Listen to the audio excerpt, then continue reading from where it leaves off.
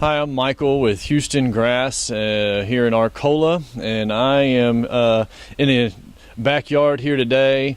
We're in August right now, so we're not talking about we're not seeing brown patch yet, but it is just around the corner, and I wanted to do a video so we could get it out there so that everybody can know kind of what to be looking for.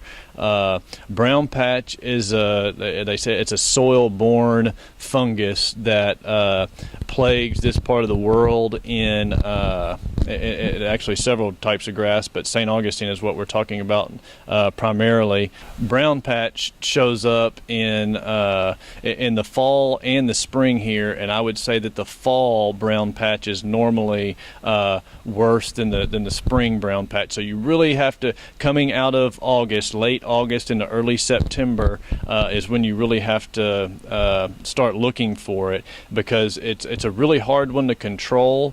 If you treat it preventatively, it's much easier. You can do a lot better that way. The rule of thumb is just to pay attention to the temperatures. When we're having nights in the 60s and days in the 80s, so basically that temperature just backs down a little bit from those 80s and 90s. You get those 60s nights.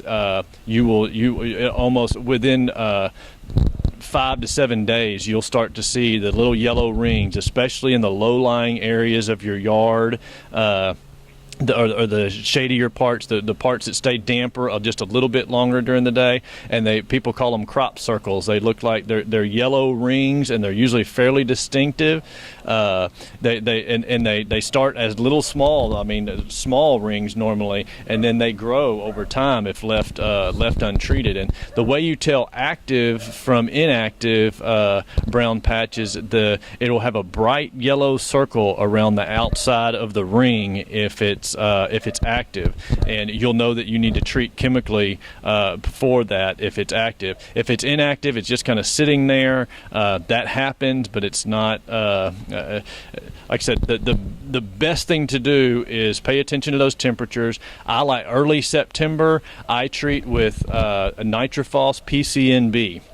That's the best chemical out there that homeowners can get their hands on.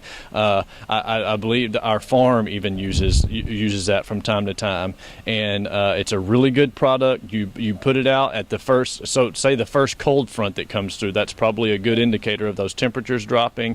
Pay attention to that, and it's a granule. You put it out with your spreader. You water it in. You read the label, but I think it probably says a 1/4 inch. So maybe you water hour and a half with your hose. Get it good and watered in, and then you can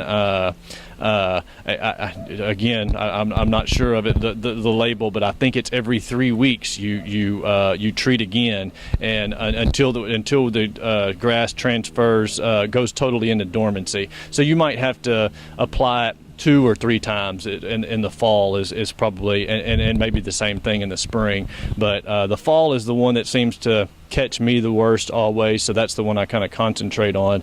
Matter of fact, I don't really treat for it in the spring, because in the springtime we warm up, and the grass, it does kill the grass in the middle, and then it as the circle grows out, but you'll see new growth coming up in the middle as that circle gets bigger. So as spring gets here and we have warmer, longer days and whatnot, it kind of grows out of it, so it's not as big of a deal. But when you have those brown circles going into winter, you'll be looking at those brown circles most of the winter if you leave them untreated right now, because it's not going to grow out of it. You're going to, like I said, you're going to have the brown circles you're going to be plagued with all winter long, and even though it'll be inactive, it'll be just kind of ugly to look at. So that's something to think about.